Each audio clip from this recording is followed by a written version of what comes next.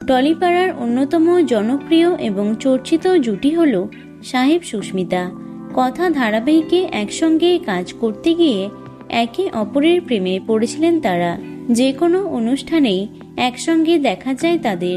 তারা নিজেরা স্বীকার না করলেও কারো আর বুঝতে বাকি নেই যে তারা বাস্তবেই সম্পর্কে রয়েছেন। তবে এবার সুখবরটি সামনে এলো সাহেব সুস্মিতা ভক্তদের জন্য। সূত্রের খবর, দুজনের বিয়ের কথা পাকা হয়ে গেছে। চলতি বছরের শেষে অথবা সামনের বছর শুরুতেই 7 পাকে বাঁধা পড়বেন তারা। কদিন আগেই অভিনেতার পরিবারের সঙ্গে কতগুলি ছবি শেয়ার করেছেন সুস্মিতা।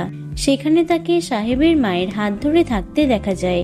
সঙ্গে সাহেবের বোন এবং জামাইবাবুকেও দেখা গেছে এবং সুস্মিতার সঙ্গে তাদের ছোট্ট ছেলেকেও দেখা গেছে।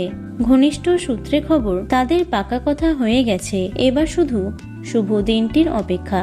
প্রসঙ্গত, গত বছর দিওয়ালিতে সাহেব তার বোনের বাড়িতে গেছিলেন। সঙ্গে ছিলেন সুস্মিতাও। সাহেবের বাড়ির যে কোনো অনুষ্ঠানে থাকেন তিনি। তো বন্ধুরা, সাহেব সুস্মিতা জুটি তোমাদের কেমন লাগে অবশ্যই কমেন্টে জানিও।